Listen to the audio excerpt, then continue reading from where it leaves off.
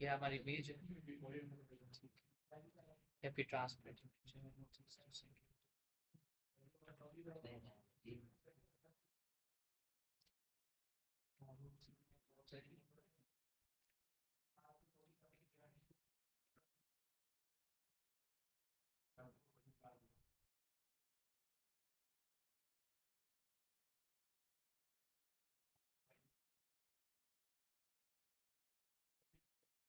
ये हमारे पास में इमेज है, और इसका जो नाम है वो हम इसमें क्या रख देते हैं, पिक्चर रख दिया। पिक्चर रख दिया, यहाँ गए और हमने इसका जो यूआरएल है वो कहाँ पर डाल दिया, इस यूआरएल के अंदर डाल दिया। तो देखो आपको यहाँ पे क्या देना है, जो बॉडी है उस पर आप क्या लगा दो, बैकग्राउंड इमेज लगा दो, और उसका जो यूआरएल क्या दे दो, पिक्चर डॉट पीएनजी दे दो। इसका आउटपुट देखते हैं, कॉपी करते हैं उसको।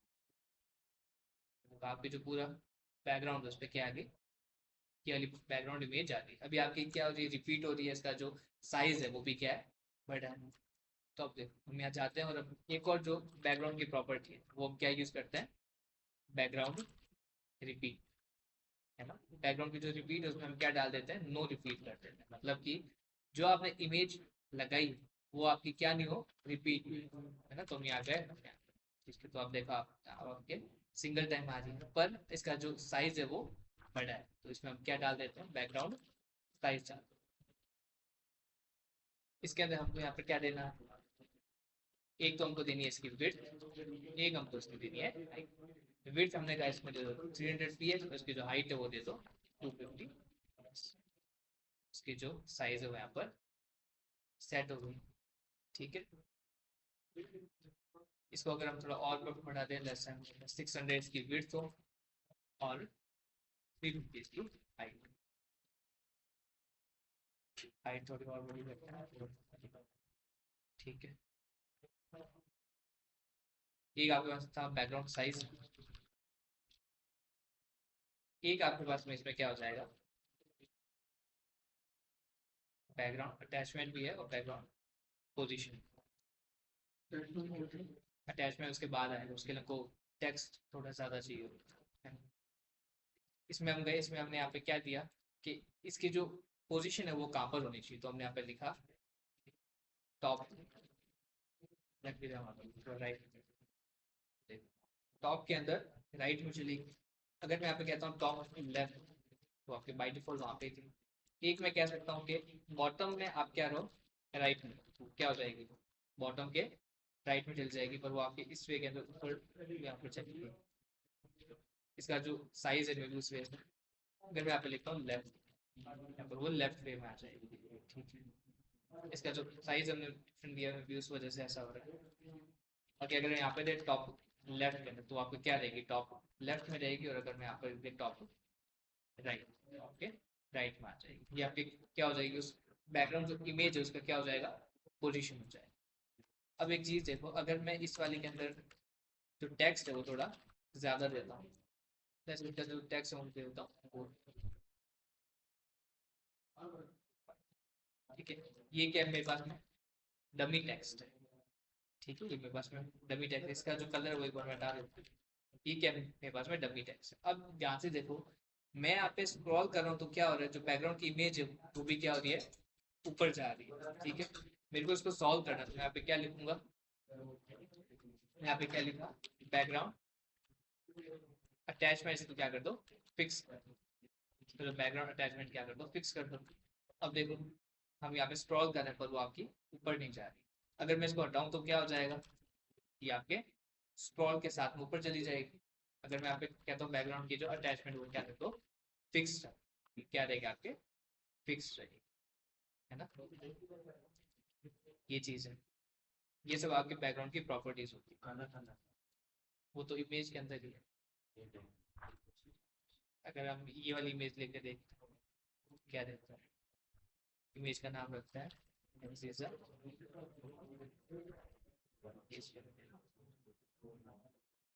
और अगर हम यहाँ पे क्या रखते हैं, ये वाली चीज हटा देते, या इस वाले में हम क्या लिख देते हैं, स्क्रॉल लिख देते हैं, उसका स्क्रॉल, ये चीज। तो ये जो आपके पास में, इसमें आप क्या देते हो इसके अंदर, इसमें आप यहाँ पर क्या दोगे, यहाँ पर तो आप दोगे विड्थ, और यहाँ पर आप क्या दोगे हाइट। इस वाले में आप क्या दोगे यहाँ पर, टॉप या बॉटम, और यहाँ पे आप क्या दोगे, लेफ्ट या राइट देता हूँ। और हम इस वाली प्लेस पे और क्या यूज कर सकते हैं, सेंटर भी यूज ले सकते हैं। इस वाले में क्या यूज ले सकते हैं, सेंटर भी यूज ले सकते हैं। तो ये आपकी कौन सी थी, बैकग्राउंड की थी प्रॉपर्टीज। इसमें आपको क्या क्या लिखना है, फर्स्ट तो आपको ये चीज लिखो, जो बैकग्राउंड जो कलर है वो लिखना है, कि आप इसमें ये दे सकते हो। फिर आप इसमें क्या दे सकते हो, बैकग्राउंड इमेज, वो जो इमेज है वो आपकी रिपीट होनी चाहिए या नहीं होनी चाहिए। यहाँ पे आप और क्या लिख सकते हो, इसके अलावा रिपीट लिख सकते हो या नो रिपीट लिख सकते हो। यहाँ पे आप रिपीट लिख सकते हो या नो रिपीट लिख सकते हो। बैकग्राउंड का साइज, जिसमें फर्स्ट आपकी आएगी विड्थ, दूसरी आपकी हाइट आ जाएगी। फिर बैकग्राउंड की पोजीशन, जो कि टॉप या बॉटम या लेफ्ट राइट आप इसमें लिख सकते हो। इसमें एक और प्लेस पे आप सेंटर भी लिख सकते हो, है ना। और बैकग्राउंड की इमेज, जिसमें आप क्या लिख सकते हो, या तो स्क्रॉल, या वो क्या होगी, फिक्स्ड हो जाएगी। ठीक है, ये आपकी क्या थी, बैकग्राउंड की प्रॉपर्टीज थी। ठीक है, अब इसके साथ में आपकी जो लास्ट की जो 3 है यूनिट, वो आपकी खत्म हो जाती है। उसके बाद आपको जो फर्स्ट वाली यूनिट, वहां से हम स्टार्ट करते हैं। ठीक है, ये वाला है बैकग्राउंड वाली प्रॉपर्टीज वाला। ठीक है, ये चीज इसमें मैं एक बार सेंटर सेंटर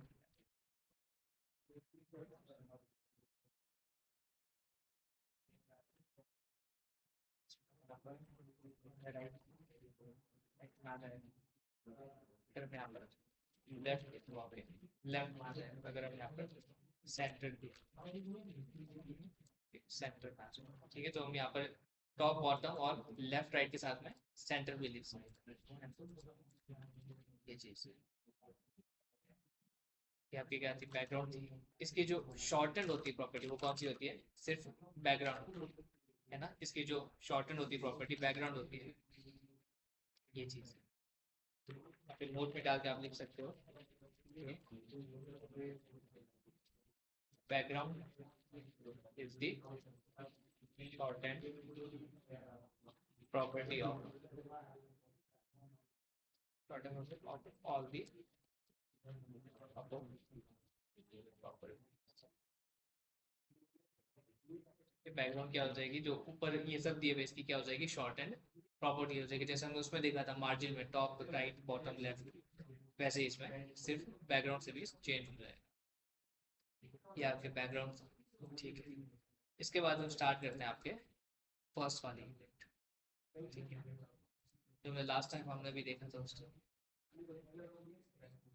उसमें स्टार्ट।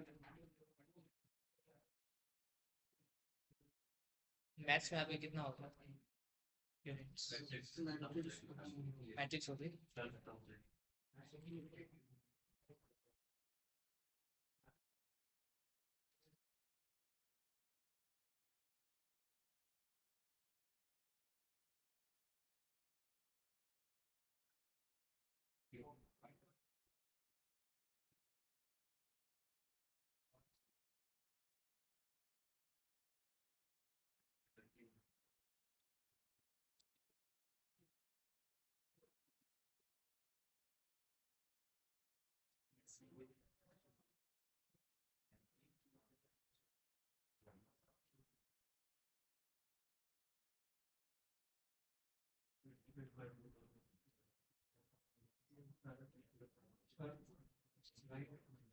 हाँ, प्रैक्टिस करो तो जूम में क्या,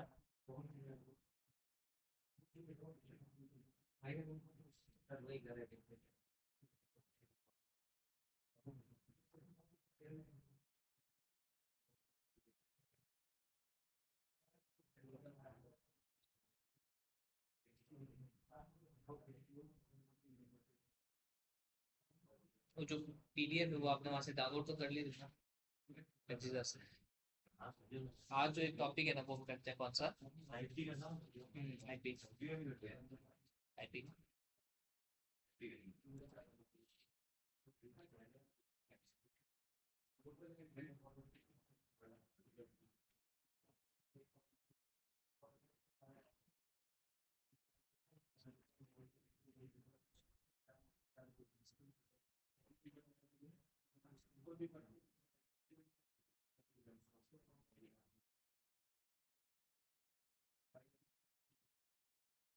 आज हम क्या देखते हैं?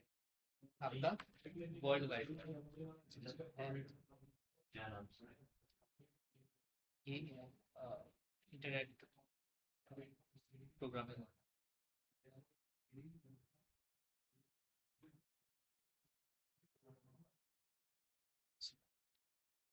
ठीक है।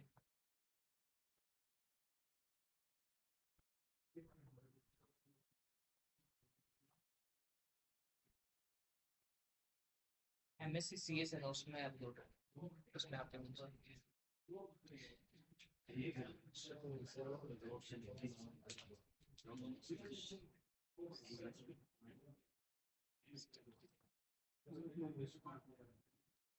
क्या देखते हैं? 7 स्टेप किसके?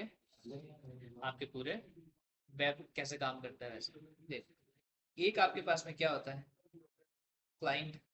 और एक क्या होता है आपके पास में? एक क्या होता है? क्लाइंट। और एक क्या होता है?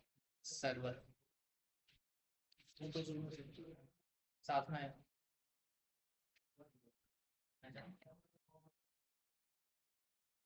एक आपके पास होता है क्लाइंट और एक क्या होता है?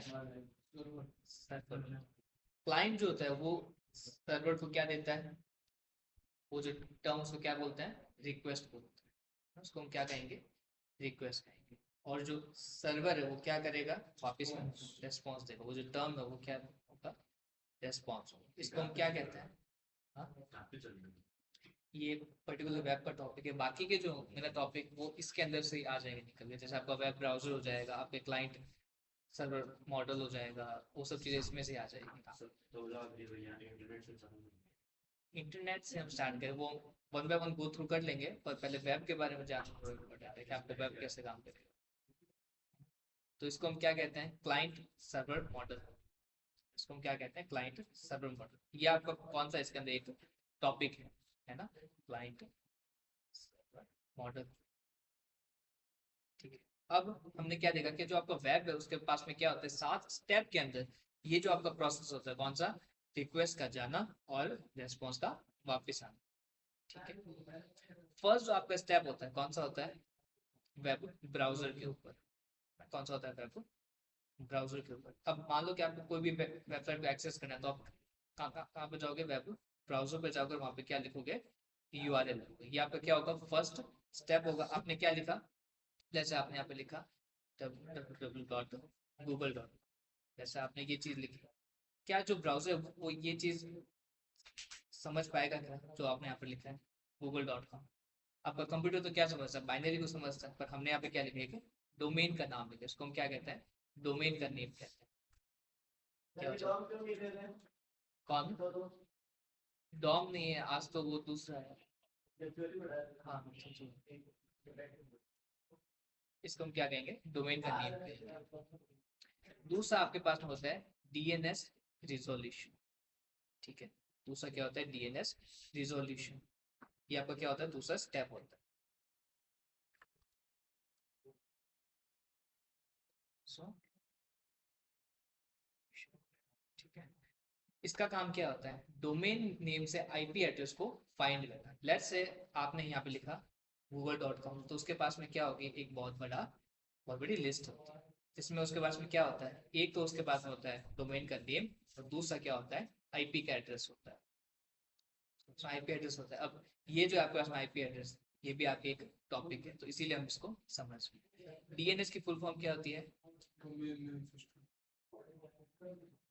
Name system. नेटवर्किंग हम पढ़ते हैं तो डीएनएस आपका बहुत बड़ा टॉपिक आता है। आपका डीएनएस कैसे काम करते हैं, जो कि एप्लीकेशन लेयर पे काम करता है। अब जैसे हमने यहाँ पे क्या लिखा? गूगल लिखा। उसके पास में क्या होगा, इसका रेस्पेक्टिव आईपी एड्रेस होगा। लेट्स से उसका जो आईपी एड्रेस है कौन सा है, 167.11.90.0, ये उसका क्या आईपी एड्रेस है। लेट्स से हमने ये यहाँ पे क्या लिखा, अमेजोन लिखा, तो उसके पास में क्या होगा, उसका रेस्पेक्टिव आईपी एड्रेस होगा, उसके पास में होगा 197.60.12.2, ये उसका क्या रेस्पेक्टिव आईपी एड्रेस है। तो जो डीएनएस है उसका नाम क्या है कि यूजर ने यूआरएल में जो भी डोमेन का नेम दिया उसका रेस्पेक्टिव आईपी एड्रेस फाइंड कर। ठीक है, ये क्या होता है, उसका दूसरा होता है स्टेप।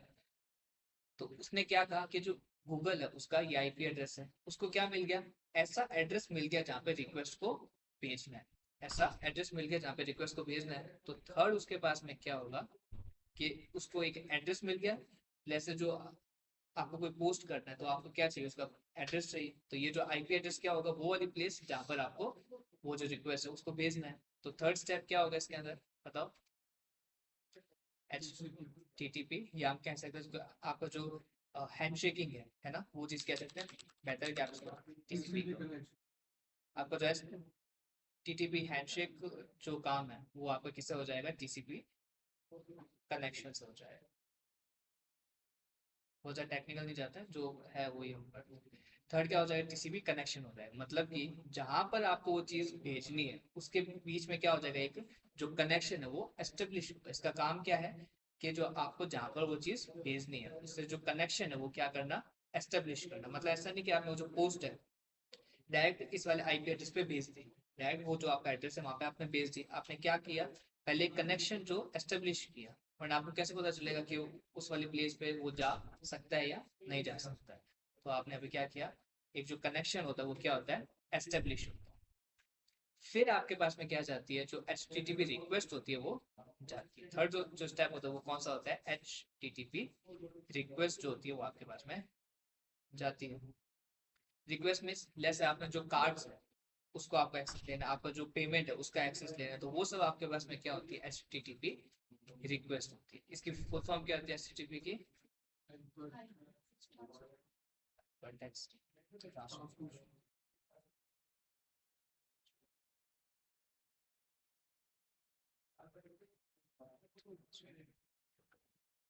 प्रोटोकॉल का मीनिंग क्या होता है, सेट ऑफ रूल्स होता है ना। मतलब कि आप किसी भी वे से जो डेटा को भेज नहीं सकते, आपके पास में क्या है, सेट ऑफ रूल्स है।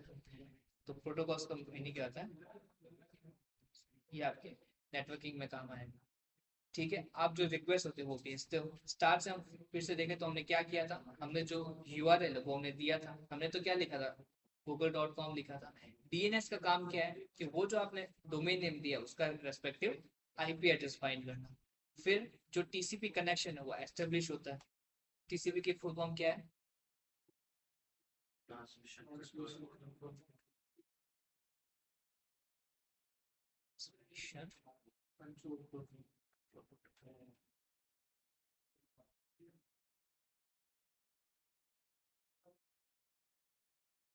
प्रोटोकॉल, वो कनेक्शन होता है। फिर वो जो रिक्वेस्ट है वो जाती है। फिफ्थ जो स्टेप है वो कौन सा होता है, रिक्वेस्ट की प्रोसेसिंग होती है। रिक्वेस्ट क्या होती है, प्रोसेस होता है। एक बार मैं इसको इस वाले करके बताता हूँ, मैं एक बार इसको हटा देता हूँ, ठीक है, वरना वो गूगल इसको रखने नहीं देगा। ठीक है, जैसे मैं यहाँ पर गया और मैंने जो एक्सा की वेबसाइट पर गया, मैंने जो एक्सा की वेबसाइट लिखी है यहाँ पर, तो वो क्या होगी, उसका एक रेस्पेक्टिव आईपी एड्रेस होगा। ठीक है, अब रिक्वेस्ट क्या होगी, मैं ये कह रहा हूँ कि उसको लॉग इन करो, लॉग इन हुआ उसके अंदर। ठीक है, लेट्स से उसके अंदर हमने यहाँ पे क्या किया, लॉग इन किया, हमने उसमें क्या किया, लॉग इन किया। तो ये क्या हुई आपकी डैशबोर्ड वाली क्या एक रिक्वेस्ट है, जो जो ये है रिकॉर्डिंग्स वाली वो क्या एक रिक्वेस्ट है। ठीक है, ये सब क्या होगी उसके अंदर, रिक्वेस्ट आपकी जाएगी। ये सब जो आपके पास में चीज है कौन सी, ये जो रिकॉर्डिंग इंफॉर्मेशन है, यूजर की इंफॉर्मेशन है, ये सब आपकी कहाँ पर है, सर्वर के ऊपर। ठीक है, तो ये जो आपकी डैशबोर्ड की थी या जो भी इसके अंदर रिक्वेस्ट थी वो आपकी किस पे जाएगी, सर्वर पे जाएगी। ठीक है, चीज है। अब हम यहाँ के रिक्वेस्ट आपकी क्या हुई, प्रोसेस हुई। सिक्स आपका स्टेप क्या होगा इसके अंदर, वो रिक्वेस्ट आपकी गई वहां पर प्रोसेस हुई और उसने क्या दिया, रेस्पॉन्स दिया। ये जो है ना आपका टर्म, यही हम रियल वर्ल्ड में यूज करते हैं, रिक्वेस्ट और रेस्पॉन्स। तो हम यहाँ गए, हमने यहाँ पर रेस्पॉन्स को लिया। सातवां जो स्टेप होगा कौन सा होगा बताओ? जो कनेक्शन होगा, जो हमने यहाँ पर ये जो था ना, किसी भी कनेक्शन जो हमने एस्टेब्लिश किया वो भी क्या हो जाएगा? क्लोज हो जाएगा। क्लोजिंग दी कनेक्शन, है ना, क्लोजिंग दी कनेक्शन। अब इसके अंदर आपके पास में क्या है, बहुत सी जो टर्म्स है वो नई है, जैसे आपके टीसीपी हो गया, डीएनएस हो गया, ठीक है। इनको फिलहाल अगर आपको ये चीज़ आ रही है समझ में, तो ये जो डीएनएस है इसमें आप और ज़्यादा डीप में जा सकते हो कि ये डीएनएस कैसे काम करता है, टीसीपी कैसे काम करता है। बाकी फिलहाल जो आपके पास में प्रोसेस है किसी भी रिक्वेस्ट को हैंडल करने का, वो यही रहता है। पहला कौन सा, आपने जो यूआरएल वो दिया, उसका रेस्पेक्टिव आईपी एड्रेस होता है फाइन। फिर आपके पास में जो आईपी एड्रेस है उस पर हम भेज सकते हैं या नहीं सकते, तो उसके पहले क्या होता है, एक जो कनेक्शन होता है वो एस्टेब्लिश होता है। ये स्टेप हो जाता है, फिर वो रिक्वेस्ट आपकी जाती है, रिक्वेस्ट आपकी प्रोसेस होती है, फिर वो आपके रेस्पॉन्स आता है। रेस्पॉन्स आने के बाद में जो कनेक्शन हमने यहाँ पर एस्टेब्लिश किया था वो क्लोज हो जाता है। ये आपके क्या होता है, 7 स्टेप्स होते हैं, जो कि मैंने उसमें थ्योरी में दिया है, वो थ्योरी भी हम गो थ्रू कर लेंगे, है ना। अब नेक्स्ट हमको एक और चीज देखनी है, क्या? ईमेल देखनी। मैं इसमें जो ये एग्जीजाबाद है उसमें मैं बताता, पर इसमें क्या है कि हाँ, आई थिंक इसमें जो how web works, world wide web works, एक वो वाला टॉपिक है, उसके अंदर ये ईमेल, इसमें जो है ना world wide web, how web works, ऐसा मैंने एक टॉपिक डाला है ना। हम वो थ्योरी वाला कर लेंगे, पर उससे पहले क्या ये प्रैक्टिकल कैसे होता है ना, तो वो चीज़ जानना जरूरी। एक और चीज़ है कि इसमें मैं जो एक्जिजा की वेबसाइट है उसमें मैं जाके बताता, पर अगर वो वाली इंफॉर्मेशन आएगी तो यूट्यूब उसको ब्लॉक कर देता, तो उस वेबसाइट पर जाके हम नहीं देख सकते।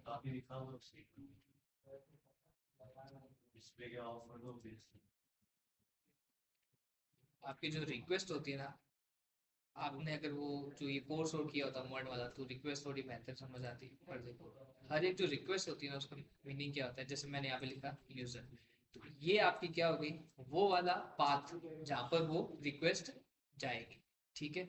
अब मैंने लिखा यहाँ पर बैचेस लिखा, तो देखो आपके यहाँ पे क्या हो रही है, बैचेस हो रहा है चेंज। मैंने यहाँ पे लिखा मीडिया, तो यहाँ पर मीडिया अपलोड हो रहा है चेंज। तो ये सब आपके पास में क्या है, रिक्वेस्ट होती है, ठीक है। ये जो होती है आपकी रिक्वेस्ट, उस वाले आईपी एड्रेस पे जाती है, वहां पे प्रोसेस होती है, वहां से रेस्पॉन्स आता है। अल्टीमेटली जो भी हम वेब में काम करते हैं उसमें क्या होता है, रिक्वेस्ट आपकी जाएगी, आपके रेस्पॉन्स आएगा। हर एक चीज में देख लो, आपने अमेजोन पे लिखा, आपने जो कार्ड्स पे क्लिक किया तो क्या हुआ, एक रिक्वेस्ट गई। रिक्वेस्ट में क्या आएगा कि मेरे को ये जो प्रोडक्ट है उसको +1 करना है ना, तो आपकी कार्ड्स में आपकी रिक्वेस्ट जाएगी, डेटाबेस में सेव होगी और वो आपके रेस्पॉन्स आएगी। अल्टीमेटली वेब में जो कुछ भी होता है क्या होता है, रिक्वेस्ट एंड रेस्पॉन्स होता है, जिसको हम कहते हैं रिक्वेस्ट रेस्पॉन्स साइकिल कहते हैं, है ना। ये चीज होती है इसके अंदर।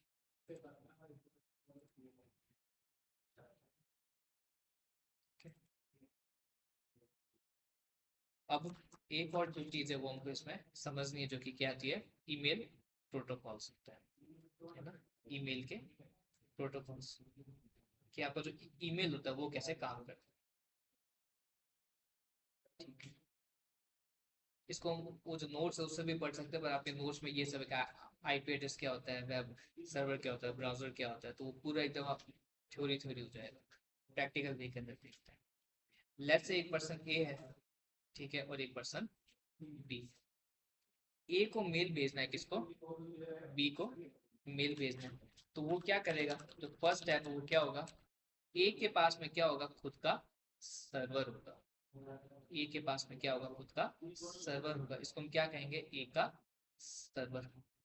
और बी के पास में भी क्या होगा, खुद का सर्वर होगा। बी फिलहाल यहाँ पे क्या है, रिसीवर है, ठीक है। बी फिलहाल यहाँ पे रिसीवर, और ए क्या है यहाँ पर, सेंडर है। ए यहाँ पर क्या है, सेंडर है। ये क्या है, बी का सर्वर है, जो कि इसको मेल ला के देगा। अब ए को अगर मेल भेजना है, किसको, बी को, तो वो क्या करेगा, सबसे पहले अपना जो है सर्वर उस पर मेल को भेजेगा, और वो जो है इसका सर्वर वो क्या करेगा, रिसीवर का जो सर्वर है उस पर मेल को ट्रांसफर करेगा, और वहां से जो भी है वो क्या करेगा, जो मेल है वो ले लेगा। अब लेट्स से इसके पास में एक मेल है, इसके पास में क्या है, एक मेल है, इसको वो मेल भेजना है, तो वो क्या करेगा, यहाँ से लेकर जो यहाँ का जो काम, कहाँ से लेकर, यहाँ से लेकर यहाँ तक का जो काम, वो कौन सा प्रोटोकॉल संभालता है, उसका नाम है SMTP। SMTP वो प्रोटोकॉल है जिसका काम क्या है, रिसीवर का जो सेंडर का जो है सर्वर, वहां से लेकर रिसीवर का जो है सर्वर, वहां तक क्या करना, मेल को लेके जाना। फिर यहाँ से लेकर यहाँ तक जो मेल का लाने का काम है, वो कौन देखता है, POP3 देखता है, और कौन देखता है, IMAP देखता है। हमने अभी देखा था प्रोटोकॉल का मीनिंग क्या होता है, सेट ऑफ रूल्स होते हैं। तो हम ये नहीं कह सकते कि मैंने किसी भी वे में जो डेटा उसको भेज दिया, एक पर्टिकुलर सेट ऑफ रूल्स होंगे। वो जो आपके रूल्स होते हैं वो कौन कौन से होते हैं, SMTP होता है, POP होता है, IMAP होता है ना। ये क्या है, ये क्या आप क्या बताते हैं, पर्टिकुलर सेट ऑफ रूल्स बताते हैं, और उन सेट ऑफ रूल्स से ही हम क्या कर सकते हैं, भेज सकते हैं। लेट्स से हम कोई बात है, ह्यूमन से कम्युनिकेट करनी है, तो हम क्या यूज करेंगे, कोई लैंग्वेज यूज करेंगे, इंग्लिश, हिंदी, ये सब क्या है, एक सेट ऑफ रूल्स ही है ना। वैसे ये क्या होता है आपके पास में, प्रोटोकॉल्स होते हैं जिससे कि एक मशीन दूसरे मशीन से बात कर सकती है। तो हमने यहाँ पर भेजा, SMTP की फुल फॉर्म क्या हो जाएगी, simple mail transfer protocol, transfer protocol. POP की फुल फॉर्म क्या हो जाएगी, प्रोटोकॉल। और IMAP की क्या हो जाएगी, इंटरनेट मैसेज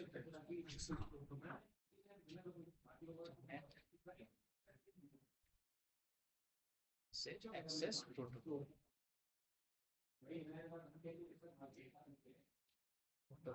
ठीक है, अब POP3 और IMAP में कुछ डिफरेंस है, वो क्या डिफरेंस है बताओ,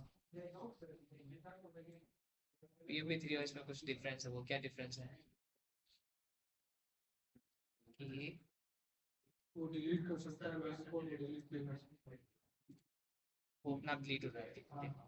जो आपका POP3 है, उसका काम क्या है कि सर्वर से जो क्लाइंट का जो है सिस्टम, वहां से क्या करना, मेल को रिट्रीव करना। और एक और आपके पास में कौन सा, IMAP है, उसका भी काम क्या है, आपका जो रिसीवर का जो है सर्वर, वहां से क्या करना, जो सिस्टम है वहां पर लेके आना। पर इसमें डिफरेंस ये है कि एक बार जो मेल एक्सेस हो गया, तो वो क्या हो जाएगा, आपके सर्वर से डिलीट हो जाएगा। पर IMAP क्या कहता है कि एक बार आपने उस मैसेज को एक्सेस किया, उस मेल को एक्सेस किया, तो वो जो आपका सर्वर है वहां से क्या नहीं होगा, डिलीट नहीं होगा। ठीक है, ये आपका क्या करता है, IMAP करता है। ये आपका क्या करेगा, डायरेक्टली कहाँ पे करेगा एक्सेस उसको, डायरेक्टली एक्सेस ऑन सर्वर।